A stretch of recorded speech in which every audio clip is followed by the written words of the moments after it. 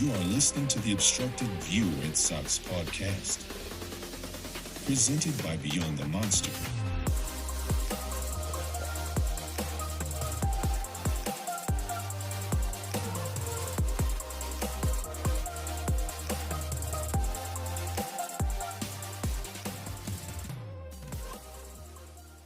Hi, welcome back. It is a new episode of the Obstructed View Baseball Podcast, presented to you by Beyond the Monster. I am your host, Chris Henrik, and I am joined by my two co-hosts.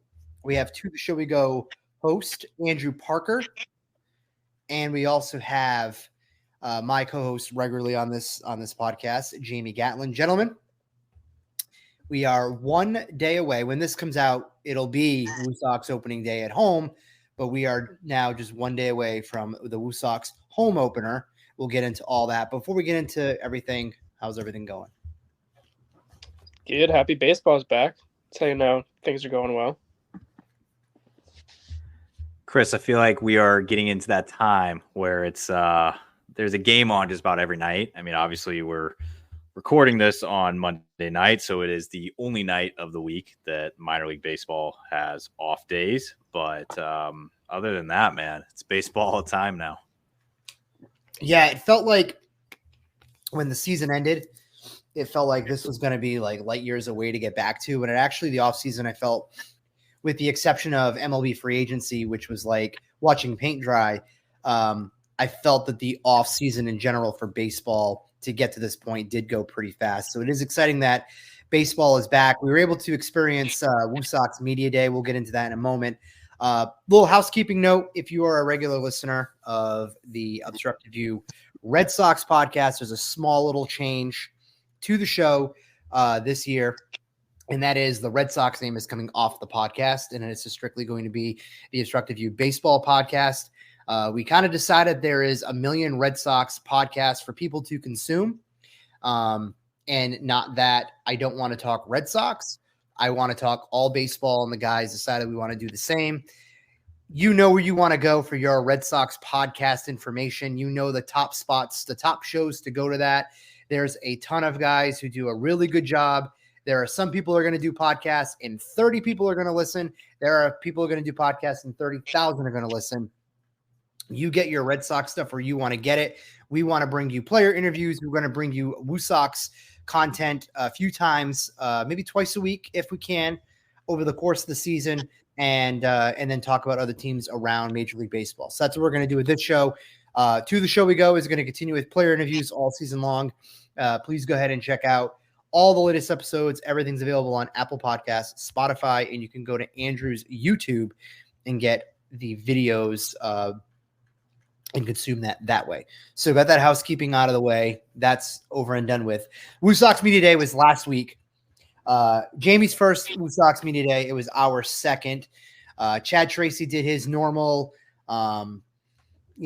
basically got in the middle of the room and told the players what our roles are this year.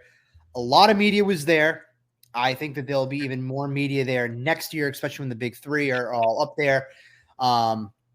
The players seemed a little overwhelmed, though, a little more so this year than they did last year. There was a lot of people that was there. What was your first opening takes of just the atmosphere and your first initial thoughts on Media Day? Yeah, I feel like definitely some guys seemed a little nervous. I feel like there's some of the guys like Bernardino who had been there before, whether it's a Major League Media Day or in the minors. I think you could just definitely tell that between the guys, depending on what part they were at in their careers. It was good to see guys like Fitz and good to see, Guerrero. Good to see some of those kind of top pitching prospects that people have talked about, that are now one step closer or one step away from the majors. Yeah, Bernardino, I was standing next to him when Chad was talking. And then when he was done, Bernardino, he leaned in and he goes, "Is there going to be this many people here all year?" And I'm like, "No, it's not going to be like what it is up in Boston. There's going to be like 5 of us once everything kind of settles and the dust kind of, settles." So I think more the AA guys were a little shell-shocked because there's really not a massive media presence down in Portland. You'll get your beat guys here or there, but it's not I think as big as it is once you get to AAA, and then obviously you get the next level, and it is what it is. Andrew, your second media day. What was, last year we were overwhelmed. This year it wasn't like that. Yeah, we were me and you stood in the middle of that room, and I feel like there was way less people there last year than there was this year. Not by a lot, but I feel like there was less. It also may have just been because we were more comfortable this time around. Maybe we just noticed it. Maybe there was, but I don't know. It was overwhelming. I was sweating in there. But yeah, I mean, obviously my first ever interview in there last year was right to Chase Sugar, and that's what I did this year. And he even made that comment. He's just like, Trace was expecting like 20 people here. He told some of the young guys like 20 people. I think I could tell by the look on Chase Mydraw's face whenever I put a camera in his face. I could probably tell that he was a little deer in the headlights. But I don't know. Media Day is always good. It's always good to see everybody. Always good to get back into there, see who's there, new guys and everything. But it was definitely a little overwhelming again. But yeah, I don't know. I wasn't really overwhelmed. I like the fact that we're just back in the environment. I like when we had an opportunity to go in the dugout and sit on the bench and just kind of felt normal again, because it's just our normal, ritual. Go in the clubhouse, talk to the players, get what we want to get for content, hit the dugout, and then just watch them warm up. Talk to the players out there. So, it was a good experience, and it's definitely a different group of guys. Get the mix of the AA guys, that's in there. Not many returning players in the grand overall scheme of things, but that happens with AAA. But definitely able to, got to talk to Richard Fitz. I talked with Bernardino. Spent a ton of time. I spent a ton of time too with Chase, just kind of talking in general. And I don't know, it was just kind of good to just be back in that environment. But with that, a couple days later, the WooSox began their season. They played 3 with Lehigh Valley. WooSox took 2 of 3. Honestly, should have swept that series. Had an opportunity to sweep that series. We'll get into that in a little bit. Biggest takeaway for me of the 3 games, where we just kind of go into a little bit more in depth, would be is the pitching staff. The rotation, particularly Grant Gambrell, was very good. Brian Van Bell was even better. Jason Alexander was pretty good. And then the bullpen, for the most part, I'm going to give the bullpen a B+ for that weekend, had they not had the implosion on Friday night. If that wouldn't have gone the way it was, then I would say they would be a solid A-. Not being there, though, like one of the things I do want to ask Chad, though, is like how quickly that inning got away from Joe Jakes and AJ Politi. You know what I mean? Like, was it one of those where he had time to get AJ up a little bit sooner, get him in there? Like sometimes that stuff happens, and it just, those innings get away from you that quickly. But definitely Gambrell, 4 innings, was very strong, in that start. I think we had 7 strikeouts. Yeah. Yep. He had 14 swings and misses. That to me, like, again, to the number one storyline, I think, for this team is going to be is what does that rotation look like? Because there's a chance that maybe, well, at the very least, Cooper Criswell will impact the Red Sox at some point. Jason Alexander may. Richard Fitz, I think, is the first young guy of the group. But then you got a guy like Van Bell. If he pitches like he did Saturday, he is in the conversation at some point where he can be like a bulk guy for a little bit and then get sent back down. And then Gambrell. There was a lot to pull away, a lot of good positives to pull away. Yeah, I mean, I feel like the bullpen performed really well, other than the implosion.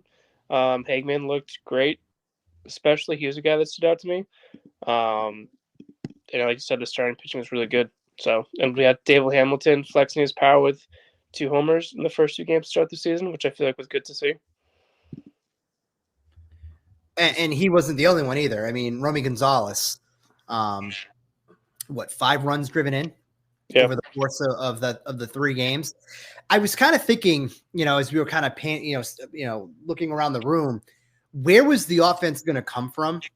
And I know we just quickly jumped from the pitching to the offense, but where was the offense for the WooSox really going to come from? Because Dahlbeck now up in the majors, he was, the major thump in the middle of that lineup. Looks like Rumi Gonzalez has kind of, really jumped into that Dahlbeck role. And let's be honest, when Rob Refsnyder gets activated off the injured list at some point in a couple of weeks, the first guy that's the odd man out is going to be Bobby Dahlbeck. And then having Rumi and Bobby back to back in that lineup is going to be a big luxury for Chad, having that much power and that much thump in the middle of the lineup. You could almost compare it to, and it's not going to be the same. It's going to be better. But last year, when I don't know if you remember, Chris, but in the month of I think it was late July to early August, Steven Scott was going nuts. He was hitting 3-run home runs every game. He was, I think there was 2-week stretch where he hit 4 3-run home runs. The guy was driving in runs like crazy. And then obviously he was hitting right behind Dahlbeck. So, and then you also had Daniel Palka in the lineup that was clubbing home runs. So I think it's going to be nice whenever he comes back down, obviously for the WooSox. Probably not nice for him, but yeah, like you said, it's just going to add an extra layer to that lineup.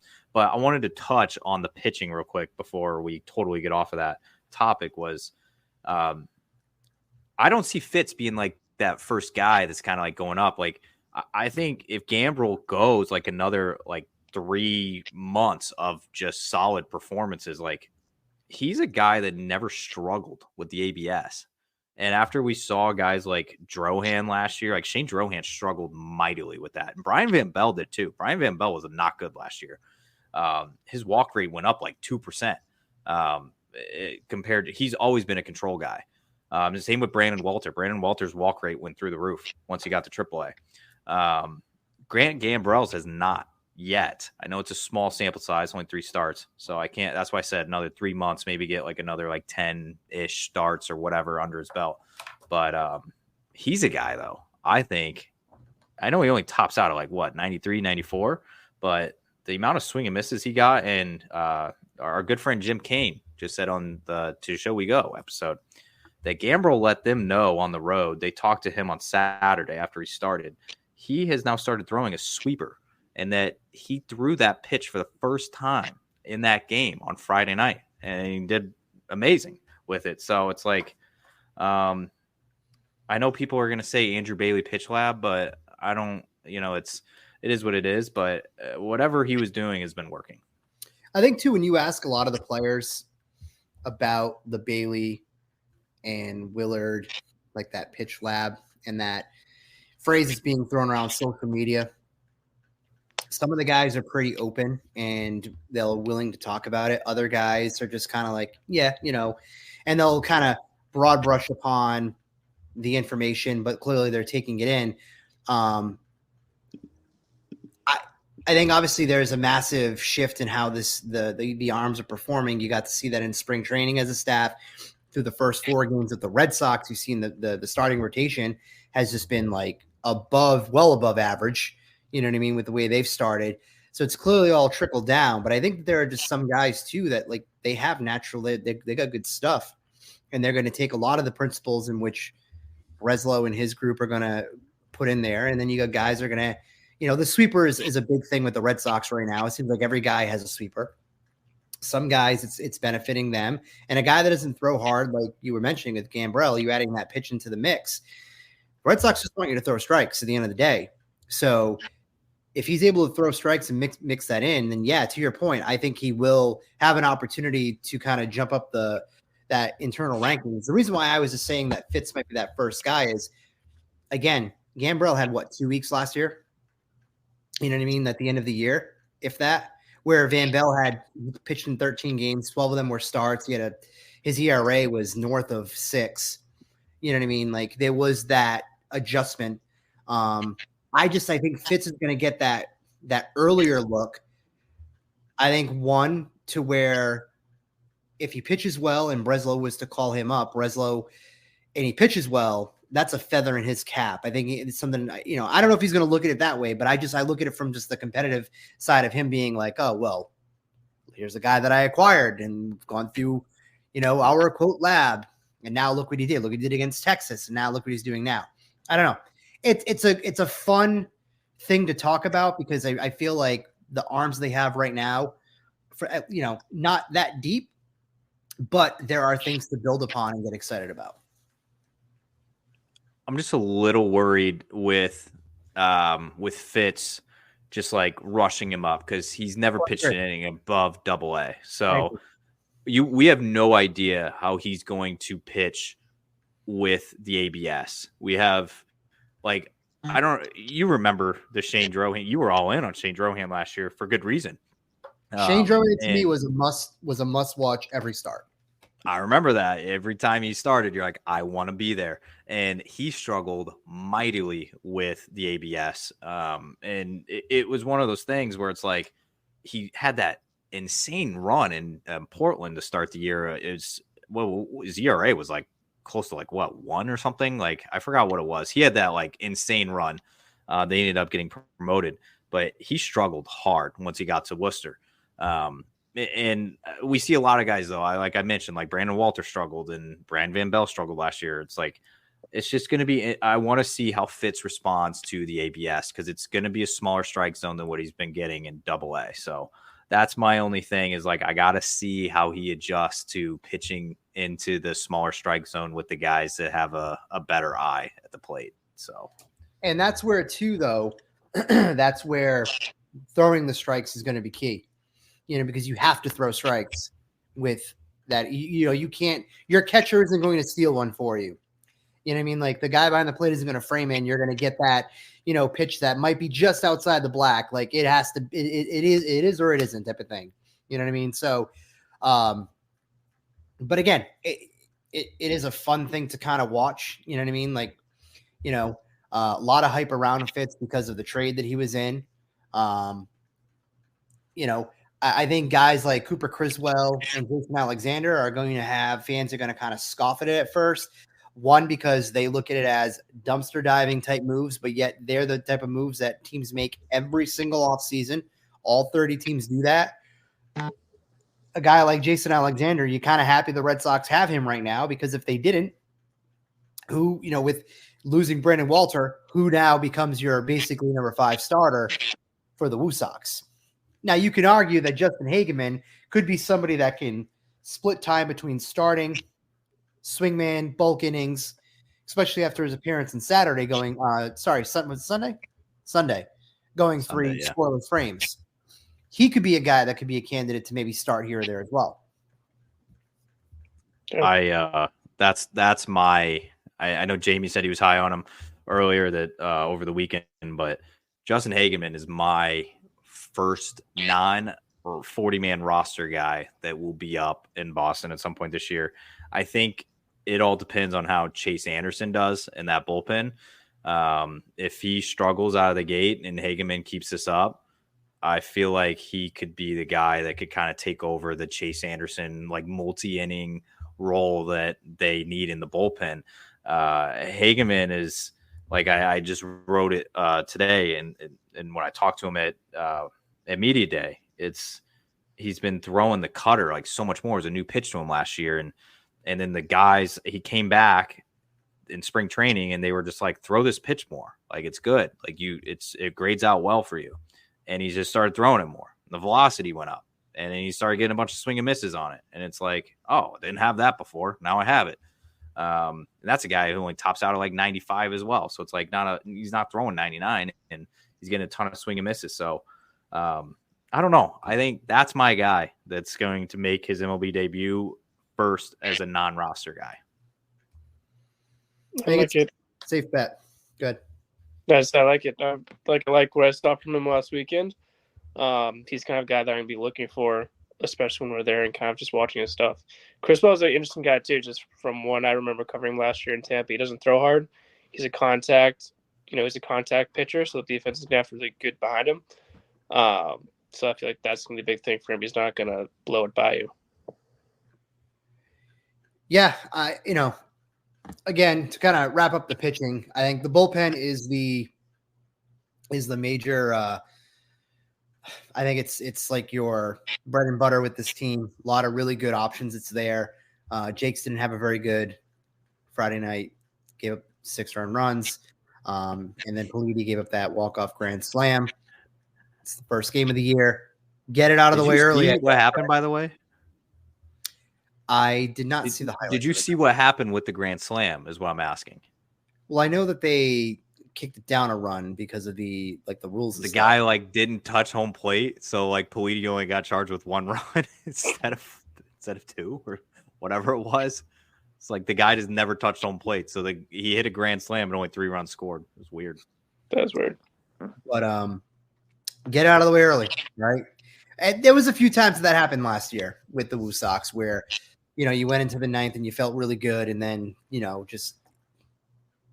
just went off the rails for whatever reason. And again, not the tone you want to set for the start of the year, but I thought the guys responded well, taking the next 2 games, and they pitched very well. I think to round out the weekend was 16 of the last 17 innings was scoreless baseball. So lots of good things to build upon as they get ready for the home opener, which obviously is coming up. I think one of the other storylines that I want to watch for this year too, especially right away, is going to be the catching situation. I don't think that the catching situation is getting enough play because the catchers they have last year versus this year are night and day when it comes to preparation. And I think what the Red Sox are looking for between Heineman and I'm going to butcher his name. Somebody want to help me out? I'm probably going to butcher it too. So Kolosvary. Kolosvary. It's like Coles Very. Coles Cash. All right.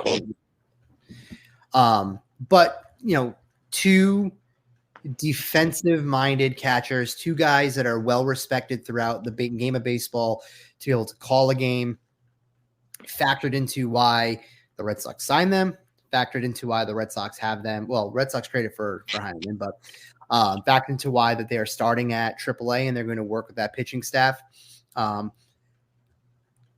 I don't think it was a coincidence that when Jorge Alfaro ultimately opted out and left, that the WooSox pitching staff pitched better. Now, the first month of the season was piss poor. It was cold. It was rainy. It was dreary. That's Worcester, by the way. Right? This time of year, if it wasn't rainy, cold, and dreary, then you weren't in Worcester because that's just what it was every day. But once we got out of the first month of baseball and it warmed up a little bit, it got a little bit better, but the guys pitched better seemingly the second that Alfaro was not the everyday catcher. And it went to, Hernandez, who was there last year and had that rapport with the guys. And then Caleb Hamilton, who was great defensively behind the dish. Chad Chaser called him one of the best framers in all of minor league baseball. But a guy like him who doesn't really have a bat, he can't rely on going and doing his craft because of the ABS program. But I think this is something to watch, especially if they get off to a hot start and the starting pitching and the pitching staff in general looks really good. I think these guys need to get the credit and they need to be praised for it as much as DeLucia and everybody else. Well, Heineman, even though he didn't hit that much with Pittsburgh last year, he was a very good defensive catcher.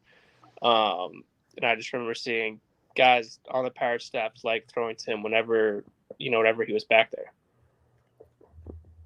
And they're all the same height as with us too. They're not they're ripped dudes, but all the same height. It was they're not these menacing catching figures. Nathan Hickey's a big kid who had hit a mammoth home run. And Andrew, you were talking to Jim on the show, and what did he mention about Hickey's home run in that ballpark? Yeah, I mean Jim's been doing covering WooSox or calling WooSox baseball games for a long time now. I mean, probably I forgot to ask him. It was probably been about 5 years. I think he's been doing it, and he's with the Paw Sox. He's called a lot of So he's called a lot of games in Lehigh Valley at Coca-Cola Park, and he said he had never seen a ball hit that far by anybody while there. Not even a Bobby Dahlbeck, not even Meneses when he was on the Paw Sox and all that. Not even the King of Worcester, the original King of Worcester, Rusney Castillo, didn't even hit one out there. So he was impressed. That was the first ever home run by the guy in AAA too. So my also thing is I don't, and I talked about this with Jim as well in our interview, but I don't want to throw negative words towards Caleb Hamilton because I think he was a fantastic guy in the clubhouse and he was great behind the dish. I don't want to even throw negative stuff towards Jorge Alfaro because Alfaro was amazing in the clubhouse. I think every single guy loved him in the clubhouse. It's come a long way. And I think it's very telling that the Red Sox intentionally went out and they had to trade for Tyler Heineman. He's not like a free MILB free agent. They didn't sign him. He's not an NRI or whatever. He's on the 40-man roster and they had to go out and acquire the guy. So it's weird to me that just how different in an area of it's just like that they went out and attacked like right away. I feel like it's just like they completely overhauled the position, and I feel like you're gonna really see the difference later in the season. Yeah, and it makes sense with what they're trying to do and how they're trying to build the pitching infrastructure, and that's just again that's part of the whole process. And then we'll see. We haven't even talked about Roberto Perez, who is at extended spring training, and he'll be around sooner than later. Obviously, Kyle Teal is going to be part of that conversation as well. So it feels like that the catching depth is better than people are giving credit for. And I think that's why when we start to see some things happen in the next couple of weeks, dive into it more and really kind of showcase and highlight these players. Because I think sometimes the catchers, unless you don't hit bombs, your craft gets lost in the shuffle. It's unfortunate that's the thing these days, and I know we talked about it last year, especially with Caleb Hamilton. It's like one of his probably most.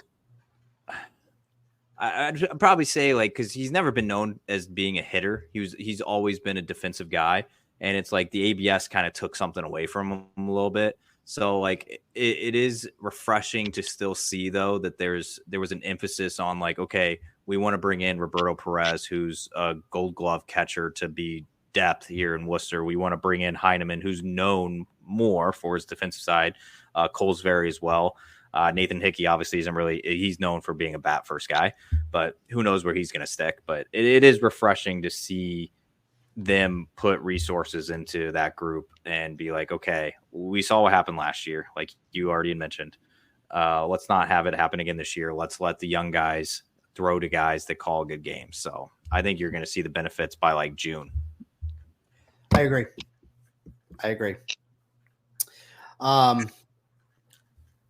Few things to kind of wrap up for the show as we get ready for the first week. What are some things you'd like to see this week besides good weather? I want to see more homers from Nathan Hickey. He's a guy that I feel like he's been on the rise last year. He had a good spring training, especially with Teal coming up. He kind of has to prove it more. So I'm kind of excited to see how he responds this season.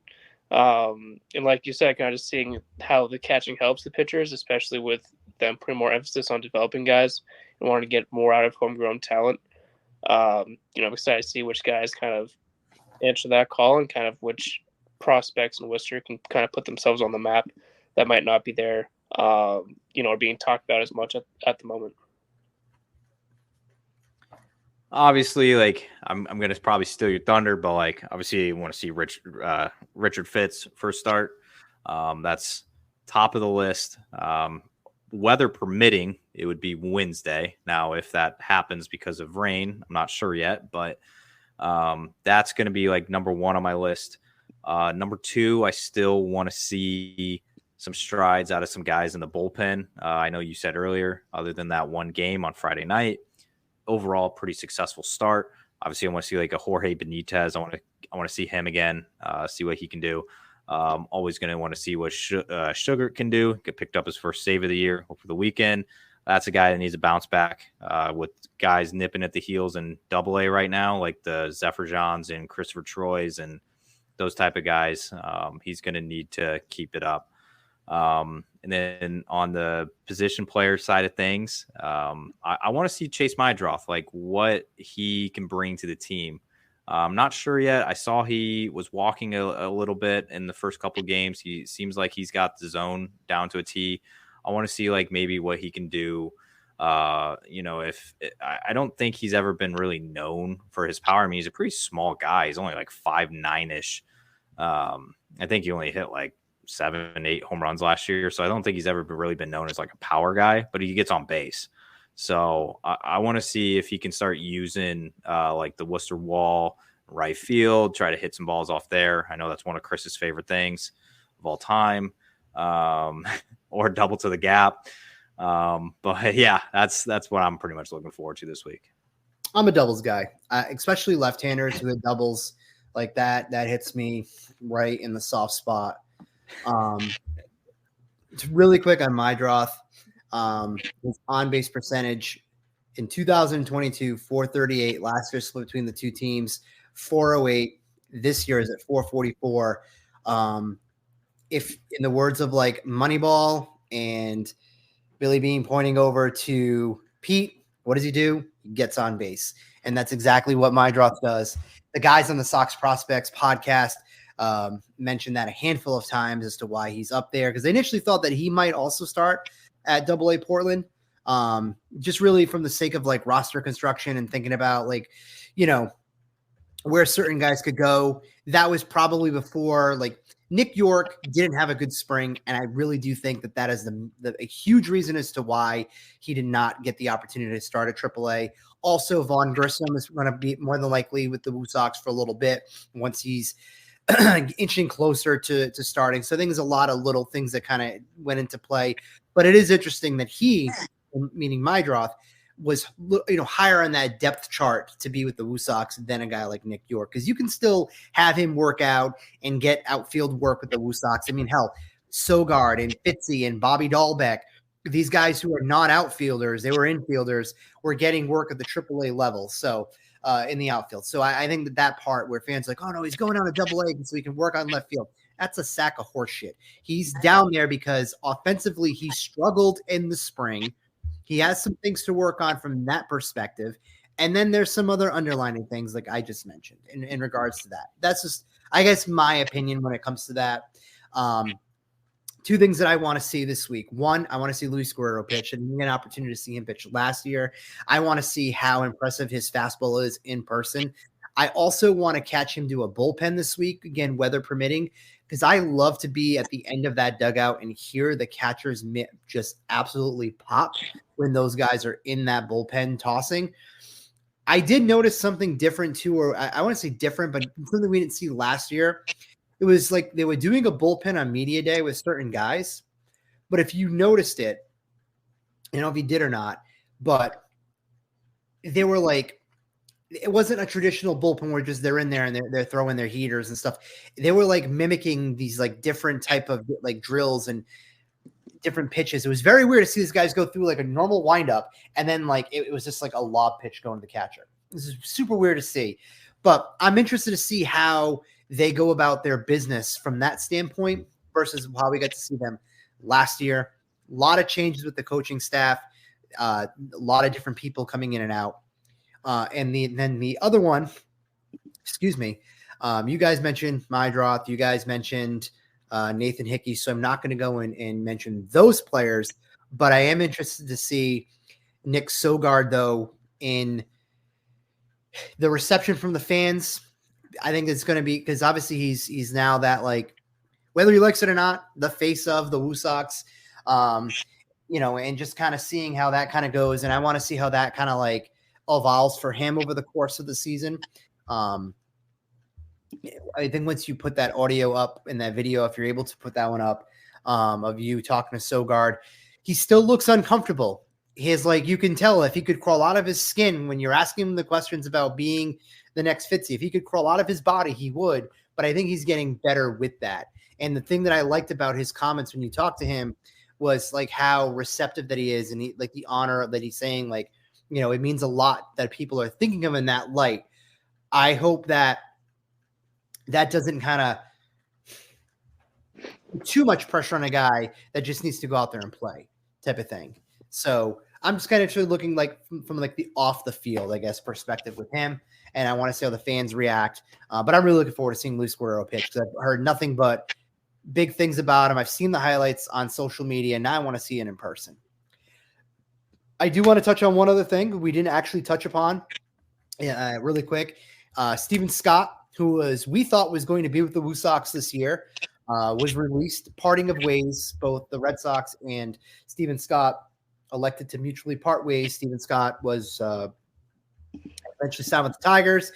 News initially broken by you, Andrew. One, people need to give credit to the people who break the news. That needs to happen. You need to credit the right people. Be better than that. If you're on social media, credit the right people. I'm not just saying that because it's one of you guys. I'm saying like that's the right thing to do. That's one. Two, he wasn't going to get a ton of playing time, which absolutely stinks. I went back and I listened to the segment in the podcast where we talked to Brian Abraham, and I'm not saying he alluded to it, and I'm not sure if it's because like we know the outcome now, but it's almost as if like he was trying to paint that picture that there may not be a spot for him this year. Ultimately, there wasn't. I don't recall. I mean, I do remember talking to Abraham, and I need to go back and listen to it. But since you did I specifically ask him about? I almost remember asking him about playing time. Like, oh, there's so many catchers. Like, how are you going to find playing time? You did, and he said, if you guys know how, I'm all ears, type of thing. Like he was like receptive to how. Like if we had an idea, he was open to it. But then he went and basically he mentioned, he started off by saying that when they sign certain guys, there's going to be guys that things within their contracts are going to be here for so long. We started to think, well, that probably means Roberto Perez, because, you know what I mean? If you think about it, that timeline will probably match up. You know, let's say it's June and whatever they're going to do with him, maybe Teal's ready at that point, and now you make that move. But you did ask him, and we touched upon Steven Scott and, you know, playing time, and you specifically talked about how, you know, what is he really like? You know, is he a catcher? Is he a first baseman? You know, where's he going to play? And he really kind of danced around that and mentioned that there's a lot of innings basically that need to be caught, and there's a lot of guys who need to do that. And he talked about how Hickey was going to get some reps at first base, but he's very, very complimentary of Hickey. I don't think the Red Sox had Heineman yet. I don't remember, because I don't remember us mentioning him. I don't think they did in that podcast yet. But clearly they were on the prowl looking for a veteran, you know, 4A, a guy that can kind of flip between the majors and AAA. I kind of wish I would have noticed that sooner, because he wasn't, not that he spoke poorly of him. It wasn't like how he talked about the other guys. Go back. It's like the 30-minute mark. Yeah, I feel like it was it sucks too, right? Because Steven Scott got up to the WooSox last year, and he's a guy that when he got drafted out of Vanderbilt, he wasn't even a catcher. He was like playing outfield. He was playing third base. He was playing, I mean, he played some catcher, but he wasn't, I think he got drafted as an outfielder. And then I remember I had Steven Scott on the podcast this offseason. Steven Scott told the story about Abraham calling him up in 2021 and being like, do you want to switch to catcher full time? And he said, hell yes, I do. So he did everything the org wanted him to do. We had Jake Faria on our podcast this offseason, who immediately said Steven Scott was one of his favorite catchers to throw to last year. They do so detailed with the scouting report. and everything that like he was one of his favorite guys to throw to last year. And it's like, just feels like it was, I don't know, it's a weird move to just kind of like squeeze the guy out a little bit and just kind of like be like, well, we have no room for you anymore, so see ya type thing. So I don't know, it's a little interesting. I don't disagree. I don't disagree at all, but I don't know. I mean, at the end of the day, he got an opportunity with the Tigers organization. Double A, though, right, is where he was the Double A roster. So yeah, he's in Erie. It's a good opportunity to a fresh start. And the Red Sox, there's a lot of guys that the Red Sox released in the last handful of days to weeks to months, and these guys there's only so many spots now, up and down on the org. You know what I mean? From obviously the big league level all the way down, and with a new general manager, a new chief baseball officer, and a different infrastructure and focus, there's going to be guys that, there may have been some hype around that may not be around. And it's going to kind of it's baseball, it's baseball. But we do wish Steven Scott, well. Definitely go back and check out if you go to the show, you can check out the Steven Scott interview. I think it was middle of the pack of the in the interviews now. I think you're up to 75, 76. Just did 74. 74, so I was off by 2, but close. So the Steven Scott interview is very smart kid. You know what I mean? Like, he'll be fine. You know what I mean? Would have been nice to see him with the WooSox. He was cool to talk to. Gave us, the time that we wanted and things like that. Sucks to see those players go, but he's got a good opportunity. All right, gentlemen, that is our WooSox sort of preview. We'll look to do another one of these probably the end of the first homestand to kind of just recap some things that we saw. If there's any crazy breaking major news or something that happens, obviously we can always jump on earlier. But I think in general, we'll our goal on OBV is to try to have at least 2 of these a week. Again, to kind of give the fans something a little different, because really the only people that talk about minor league baseball for the Red Sox is Sox Prospects, and they do a tremendous job. I one of the podcasts that I have become a regular listener to. So, and then we'll venture around. Once we'll do some Blue Jays AA at some point this year as well, and beyond. So. That is all. Please go over to Apple Podcasts, Spotify. You can subscribe to the Beyond the Monster account. You get all the podcasts and episodes that drop. Also, head on over to By Andrew Parker on YouTube. If you're just someone that likes to watch the interviews versus just listening to them, that's available to you. And then head over to beyondthemonster.substack.com for all of your Red Sox, WooSox, and baseball needs.